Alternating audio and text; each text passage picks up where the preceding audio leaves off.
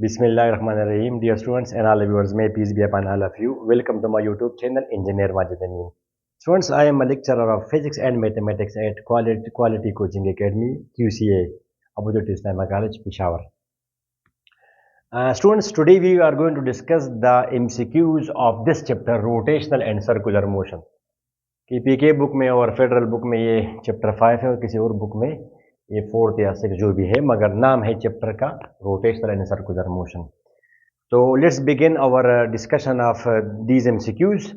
The first MCQ is the angular speed in radians per hour for daily rotation of our earth is this 2 pi radian per second, 4 pi radian per second में आपने बताना है. तो ये pi by 6 radian per second या pi by 12 radians per second. तो dear students, angular speed, you know angular speed के लिए क्या फार्मूला है? ओमेगा, और वो बराबर है स्टूडेंट्स डेल्टा थीटा ये डिवाइडेड बाय टोटल टाइम. ये फार्मूला इसके लिए. तो स्टूडेंट्स 24 आवर्स में आपको पता है कि our earth it completes one full rotation in 24 hours along its axis. तो 24 आवर्स में ये कंप्लीट करता है फुल रोटेशन. और फुल रोटेशन में कितने रेडियंस? 2 पाई रेडियंस. ये आप कैंसल कर देंगे तो dear students it will be pi by 12 radians per hour. यानी एक आवर में ये जमीन कितनी घूमती है? ये पाई बाई 12, वेयर पाई 3.14. चूंकि यहाँ पे ऑप्शन गिवन है इन टर्म्स ऑफ पाई, तो लिहाजा pi by 12 radians per second, where pi is बहुत ही कम. एक 24 घंटों में ये फुल रोटेशन, 24 घंटों में, तो एक घंटे में बहुत कम फुल रोटेशन का 24वां हिस्सा पाई बाई 12 3.14 को अगर आप 12 से डिवाइड करेंगे तो it will B 0.03 something something radiance per our. जो भी हो वह फिर कर ले, मगर पाई बाई 12 यहाँ पे हमेशा pi is a non terminating number, मगर 3.14 आप लेंगे. ठीक है स्टूडेंट्स, तो I think it was a simple MCQ. Angular speed of earth radiance per our में अगर वो यहाँ पे आपसे पूछता कि रेडियंस पर सेकंड में, तो यहाँ पे फिर आप पुट करेंगे 3600 सेकंड्स.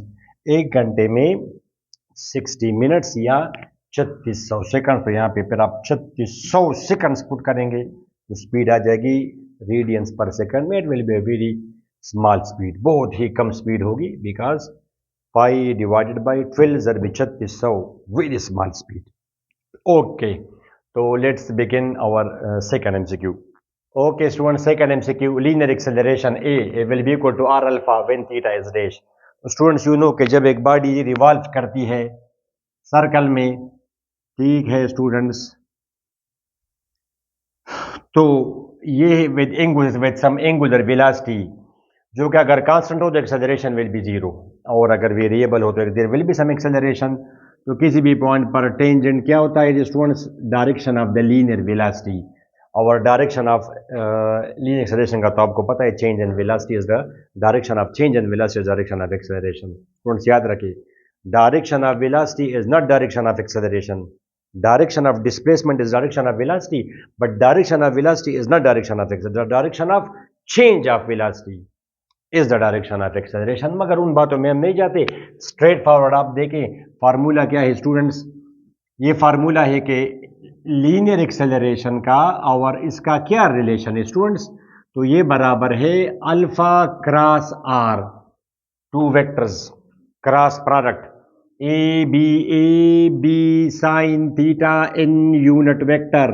ये मैग्नीट्यूड है, ये किसका? इसका. तो ए क्या हुआ? Magnitude alpha R sine theta. ये क्या है? डायरेक्शन. जिक्र नहीं है यहाँ पे मैग्नीट्यूड की वो बात कर रहा है. तो अब जाहिर है कि इससे आर अल्फा कब आएगा या अल्फा आर कब आएगा? जब एंगल 90 हो, because sine 90 is 1, otherwise there will be some number. यहाँ पे अगर आप 90 लिखेंगे, साइन 90 बराबर है स्टूडेंट्स 1 के आ जाएगा अल्फा आर 90 डिग्री. कुछ और आप डालेंगे तो फिर तो अल्फा आर नहीं आएगा, it will be multiplied with some number less than 1, 0 point something. जैसे फॉर एग्जांपल ये 30 अगर मैं कर दूं, ये तो फिर 0.5 आया. ये क्या आ जाएगा स्टूडेंट्स? 0.5 आर अल्फा आपको आ सकता है. या ये 0.5 आर अल्फा कब होगा? जब एंगल 30 हो। Students MCQ number 3, movement of inertia I जिसको आप बोलते हैं of a sphere is dash. Movement of inertia students resistance to rotation. Okay, तो वो अब स्टूडेंट्स आई किसके बराबर है, इसके लिए आपकी बुक में गिवन है एक टेबल, ये आप देख सकते हैं। Okay students, MCQ number 3, movement of inertia of a sphere is dash. तो मूवमेंट ऑफ इनर्शिया जिसको आप रिप्रेजेंट करते हैं आई से, और ये क्या है, resistance to the change of the state of rotation. तो स्टूडेंट्स ये आपकी बुक में ये टेबल गिवन है, ये इसमें आप देखिए डिस्क के लिए भी गिवन है, 3 वाट सिलेंडर, थिक वाट सिलेंडर, रॉड, एक स्क्वायर प्लेट के लिए भी है, और वहाँ से आप देख के आपके पास याद करने के अलावा कोई और ऑप्शन नहीं है, 2/5 mr²। अच्छा students, for example I have 2 balls of different materials of the same mass, mass दोनों के। फॉर एग्जांपल एक बाल बना है स्टील से और दूसरा बाल बना है फॉर एग्जांपल वुड से, और सेम मास है, फॉर एग्जांपल 2 kg है दोनों। तो ऑफ कोर्स चूंकि स्टील हेवी है या चले आयरन हो तो वो बाल छोटा होगा और वो दूसरा वुड का थोड़ा सा वो बड़ा होगा, तो उसकी रोटेशन स्टेट में चेंज करना, चेंज लाना मुश्किल होगा बनिस्बत इसके तो वी से कि बड़े बाल का आई मूवमेंट ऑफ इनर्शिया ज़्यादा है छोटे बाल के मुकाबले में, ऑल दो they have the same masses, but बल्कि आर का ज़्यादा रोल है, आर स्क्वायर। एक तो मास अगर ज़्यादा ही हो तो उसमें चेंज करना थोड़ा सा, अगर रेस्ट में हो तो उसको घुमाना मुश्किल होगा कंपेरेटिवली, और अगर ऑलरेडी वो घूम रहा हो उसको स्टॉप करना मुश्किल होगा जिस जिस जो हेवी हो। और अगर सेम मासेस हो तो फिर हमने साइज को देखना है, अगर साइज जिसका ज़्यादा हो उसको ज़्यादा ज़्यादा स्क्वायर के मुकाबले में, अगर एक 3 है और दूसरा 6 है तो you can imagine 3 square is 9 और 6 स्क्वायर इज 36, 4 टाइम्स मुश्किल होगा। Okay students, MCQ number 4, a particle is acted upon by a force of constant magnitude perpendicular, ये सिंबल है परपेंडिकुलर का, to the velocity of the particle, the motion takes place in horizontal plane. Horizontal plane है, ठीक है student, जैसे table पे कोई body है, आपने किसी बाल को फेंका, फॉर एग्जांपल आपने इस पार्टिकल को इस तरह फेंका, जैसे ही ये बाल यहाँ पे आ, यहाँ पे कोई बंदा खड़ा था, इसने इस पर इस तरह फोर्स अप्लाई किया, अगर एक ही फोर्स हो तो ये बाल इस तरह चला जाएगा, ठीक है स्टूडेंट्स, ऐसे चला जाएगा, ऐसे। मगर ये बाल अगर आ रहा है स्टूडेंट्स ऐसे, यहाँ पे कोई बंदा खड़ा है, इसने इस पर फोर्स अप्लाई की तो बाल थोड़ा सा घूम गया, अब इसने सीधा जाना है मगर यहाँ पे एक दूसरा बंदा खड़ा है, इसने इस पर इस तरह ऐसे फोर्स अप्लाई की तो बाल यहाँ पे आएगा, फिर यहाँ पे एक बंदा खड़ा है, इसने इस पर फोर्स अप्लाई किया और कांस्टेंट मैग्नीट्यूड का, तो बाल ने जाना ऐसे मगर इसकी वजह से ऐसे आ जाएगा। इस तरह बाल ने जाना है सीधा, यहाँ पे आप फोर्स अप्लाई करेंगे तो ये इस तरह सर्कुलर पाथ में मूव करेगा। Dear students, it moves in a circular path. ये क्या लिखा है कि लीनियर मोमेंटम इज कांस्टेंट, तो ये तो ठीक इसलिए नहीं, linear momentum L is equal to M V. अब वेलोसिटी या कम से कम ये तो नहीं कहा कि वेलोसिटी का मैग्नीट्यूड कांस्टेंट है, अगर वो कांस्टेंट हो भी तो स्टूडेंट्स लीनियर मोमेंटम और वेलोसिटी ये दोनों क्या है स्टूडेंट्स, ये वेक्टर क्वांटिटीज है, तो डायरेक्शन तो कम से कम चेंज हो रही है। और यहाँ पे स्टूडेंट्स, यहाँ पे हमें वेलोसिटी का जिक्र किया भी नहीं है कि वेलोसिटी में स्पीड कांस्टेंट है या कांस्टेंट नहीं है, इसका जिक्र नहीं किया है। मगर अगर वो दिया भी हो तो वेलोसिटी यहाँ पे हर डायरेक्शन पर, the direction of the velocity is changing, यहाँ पे डायरेक्शन ये है वेलोसिटी की, यहाँ पे डायरेक्शन ये है, तो जब डायरेक्शन चेंज हो तो वो चीज़ फिर वेरिएबल होती है, ठीक है स्टूडेंट्स।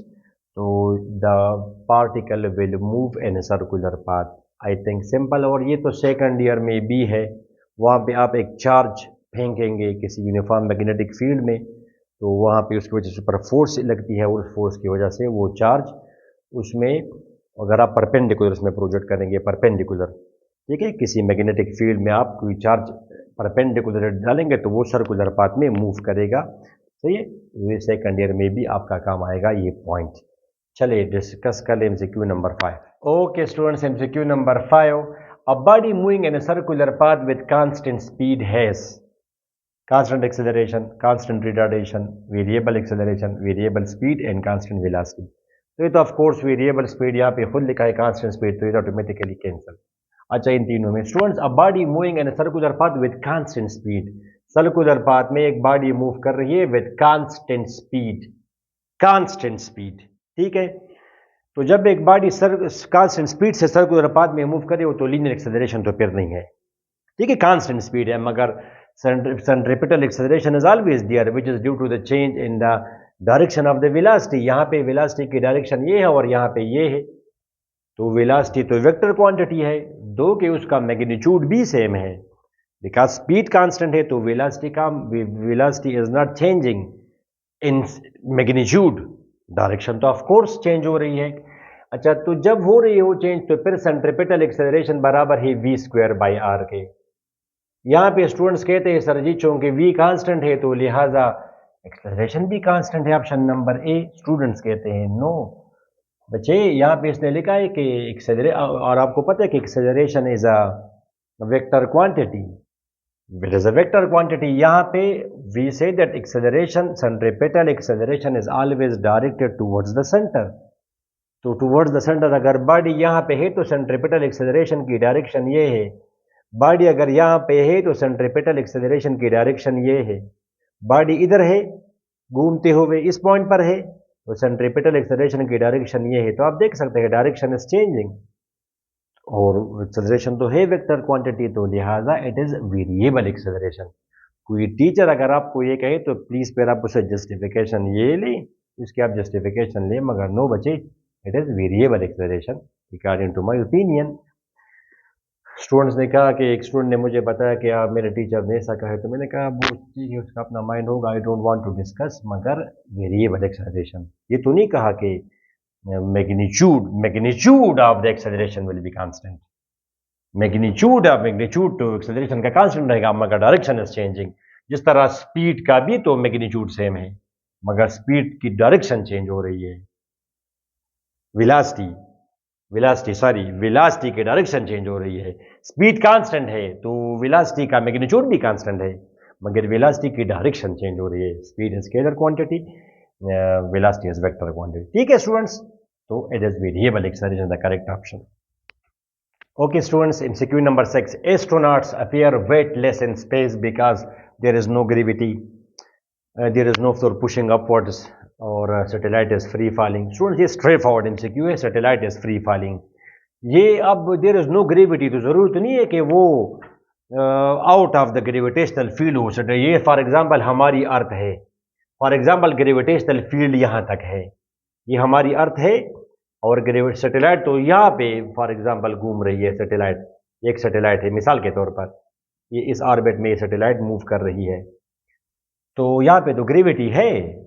अब अगर यहाँ पे सैटेलाइट हो तो वो तो ऑफ कोर्स ग्रेविटी से फिर बाहर है, तो वहाँ पे तो there will be no gravity, तो बोथ विल बी वेटलेस। मगर जरूरत तो नहीं, सैटेलाइट तो यहाँ पे अमूमन घूमती है around the earth, Jio stationery satellite या लो earth orbit satellites.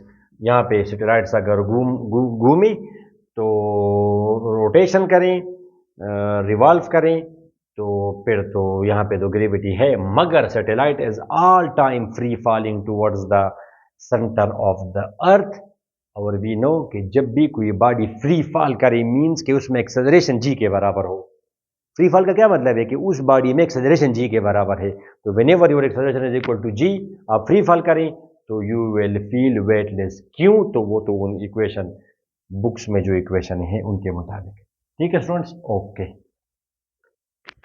Students. MCQ number 7, which one is constant for a satellite in orbit? Velocity, kinetic energy, angular momentum, potential energy।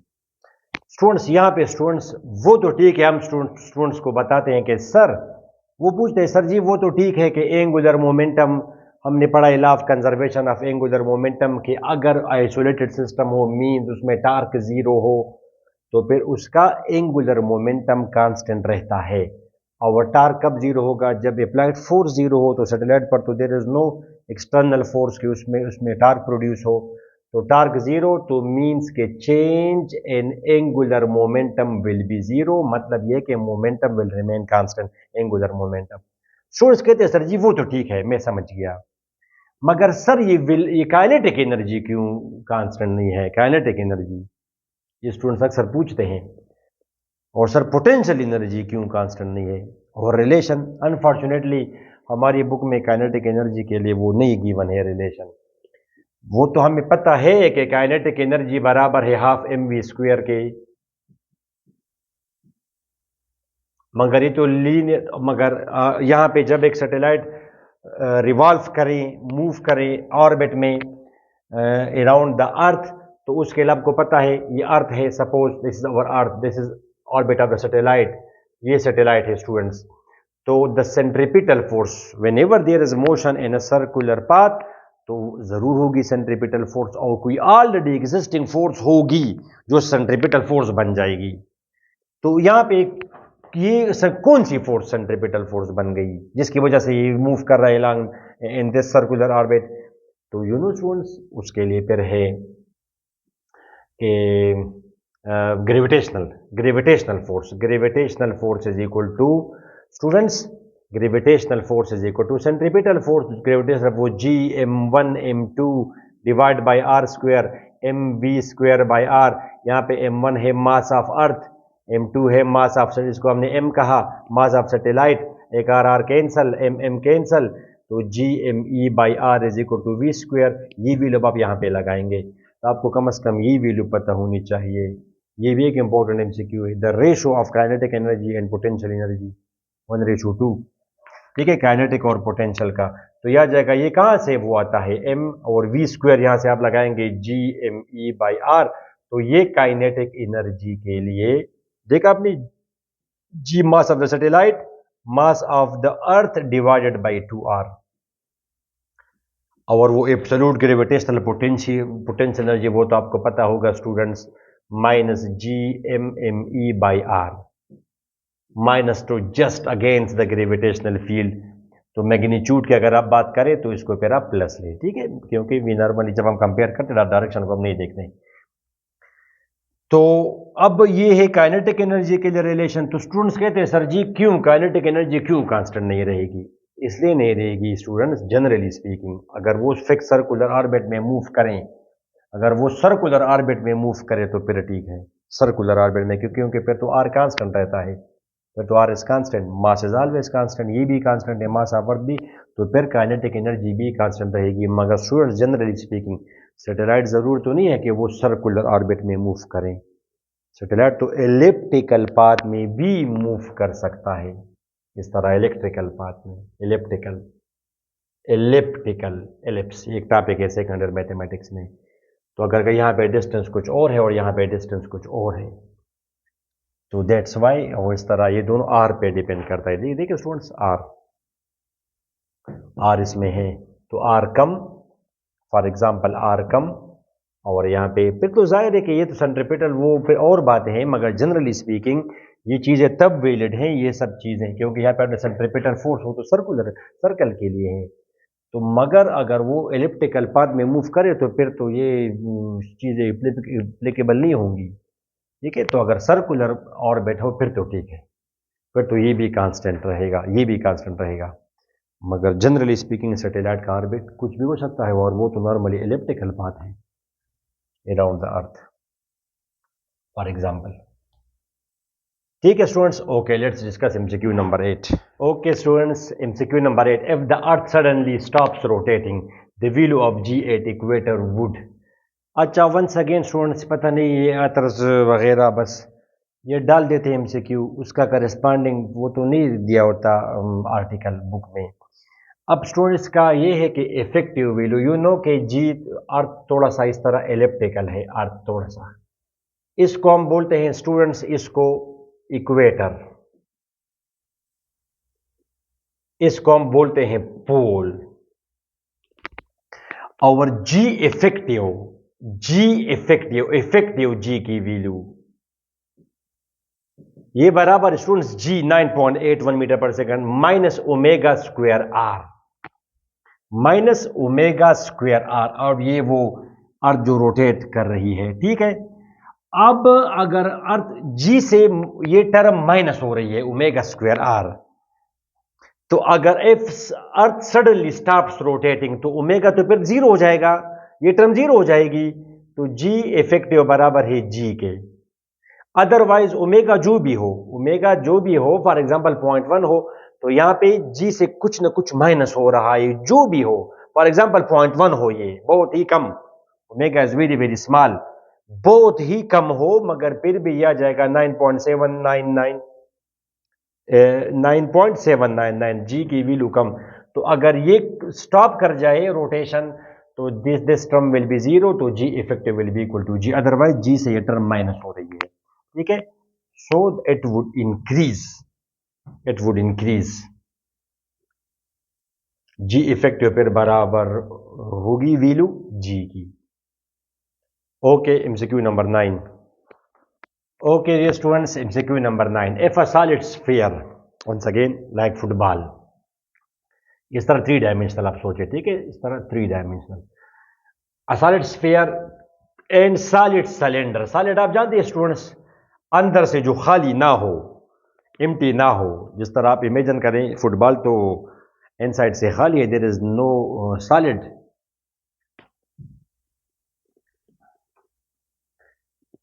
Okay, students, MCQ number 9. If a solid sphere and solid cylinder of the same mass and density rotate about their own axis, okay, the moment of inertia will be greater for solid sphere, solid cylinder, the one that has the largest mass. ये दोनों तो इसके साथ match ही नहीं करते, इसलिए लिखा है कि the moment of inertia will be greater for dash। तो एराविस फर्स्ट और एराविस फर्स्ट इसका तो कोई तुक ही नहीं बनती, किसका ज्यादा होगा, तो इन दोनों में से एक ही सेलेक्ट करना है हमने। स्टूडेंट, सॉलिड स्फीयर जो अंदर से, जिस तरह फुटबॉल है मगर वो तो अंदर से खाली है, इसके अंदर भी आप मटेरियल अगर डालें बिल्कुल वो पत्थर की तरह एक बॉल बन जाए तो it is called solid sphere. इस तरह ये फॉर एग्जांपल एक सॉलिड स्फीयर है, बॉल है मगर अंदर से भरा हुआ है बिल्कुल, और एक सॉलिड सिलेंडर है, ठीक है स्टूडेंट्स। ये दोनों अगर रोटेट करें तो स्टूडेंट्स वंस अगेन उसी टेबल में जो कि मैंने आपको बताया था, उधर अगर आप देखें तो ये I for sphere is 2/5 mr² for sphere. इसी तरह फॉर सिलेंडर तो I बराबर है 1/2 mr² के, 2/5 बराबर है 0.4, ये बराबर है 0.5, तो किसका ज्यादा है? सिलेंडर का ज्यादा है ऑफ कोर्स, तो सॉलिड सिलेंडर का मोमेंट ऑफ इनर्शिया ज्यादा होगा, ठीक है students. Okay students, MCQ number 10, the gravitational force exerted on astronaut on the earth surface is exactly 650 Newton.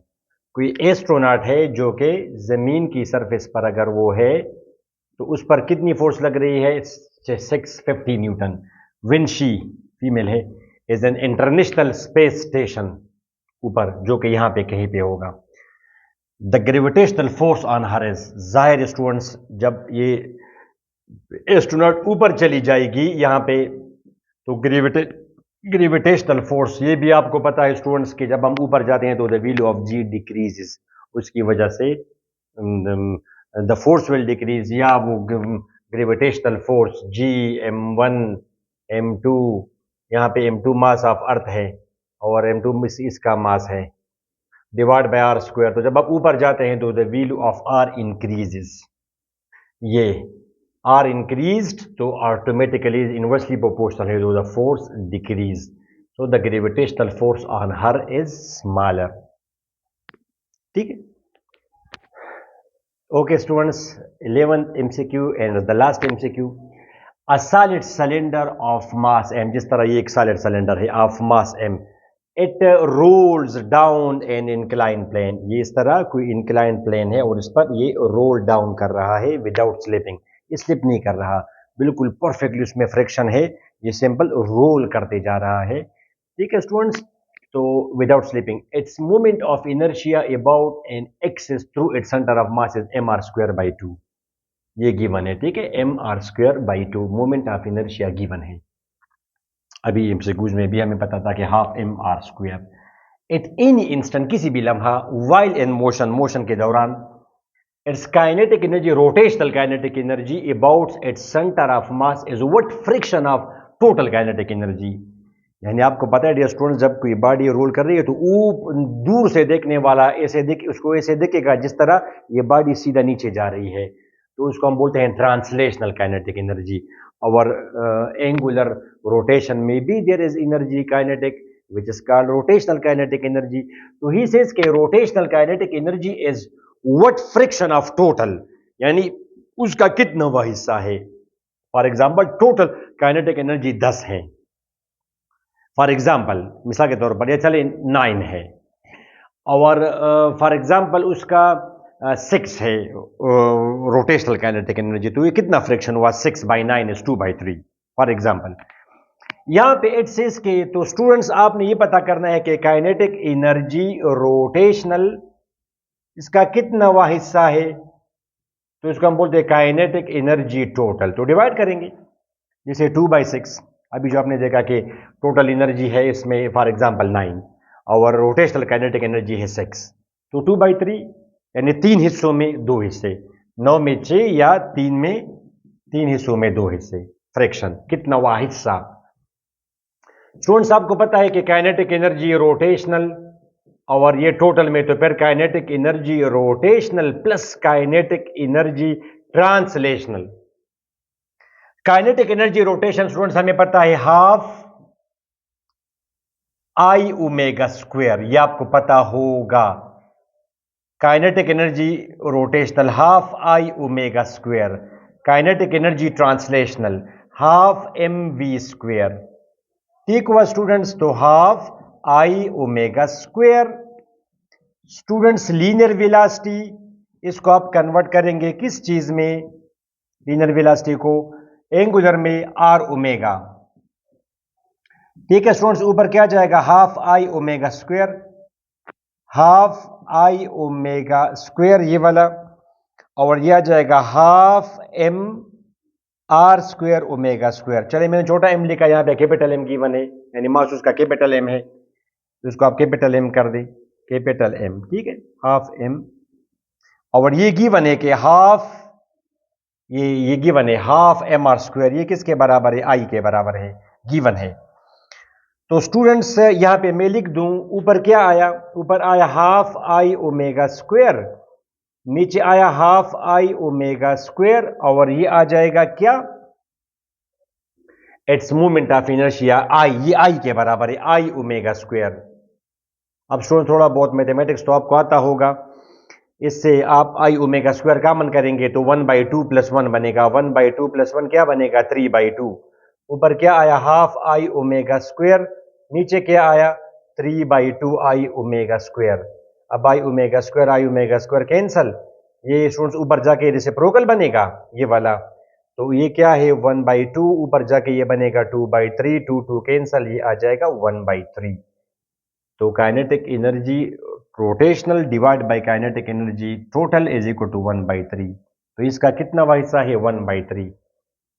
In total kinetic energy अगर उसमें फॉर एग्जाम्पल 12 है, तो उसका 3 हिस्सों में एक हिस्सा, यानी 4 उसमें फिर काइनेटिक एनर्जी रोटेशनल, और 2 फिर translation, 8 joule translational kinetic energy और 4 जूल रोटेशनल काइनेटिक एनर्जी।